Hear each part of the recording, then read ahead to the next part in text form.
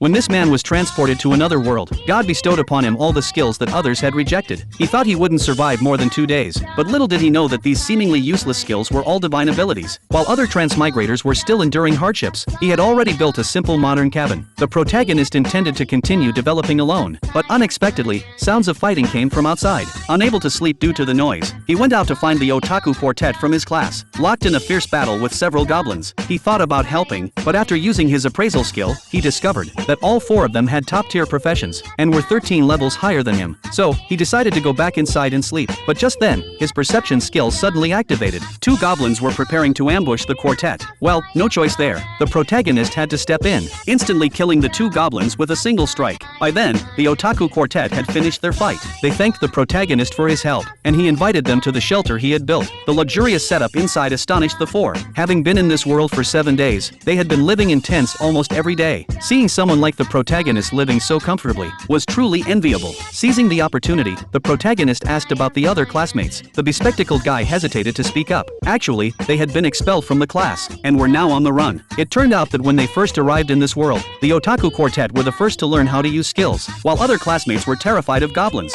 The quartet took the initiative and easily dealt with the attacking goblins. Then, under the class president's lead, the whole class moved to the riverside to set up tents. This was supposed to be a collective effort, but the spoiled gyro group refused to work, and the delinquent group followed suit, refusing as well. As a result, all the heavy tasks fell on the quartet, and they were also responsible for protecting the base. Though exhausting, at least they could level up. The bespectacled guy knew that the delinquent group had chosen a charming skill to manipulate others during the transmigration, so they had to level up quickly to prepare countermeasures. Night fell in no time, and the delinquent group indeed started making their move. To control all the girls, they secretly hunted goblins to level up their charming skill. The quartet reported their plan to the class president, so she deliberately confronted the delinquent group alone. While she distracted them, the otaku quartet launched a surprise attack. This way, they could eliminate the threat in its cradle. With their conspiracy exposed, the delinquent group was expelled by the whole class. But after a few days of leveling up, they returned, not only destroying the class's base, but also injuring many classmates. After the attack, everyone blamed the quartet, believing it was their conflict with the delinquent group that led to such consequences. Although the class president tried hard to persuade them, the heartbroken quartet still left the class. After hearing this, the protagonist felt indignant for the 4 and said, "You've really been through a lot. Since you're here now, just relax and take it easy." The next day arrived in a flash. The quartet planned to follow the river to the city and become adventurers. They wanted to invite the protagonist along, but he declined. After all, he had grown fond of living alone.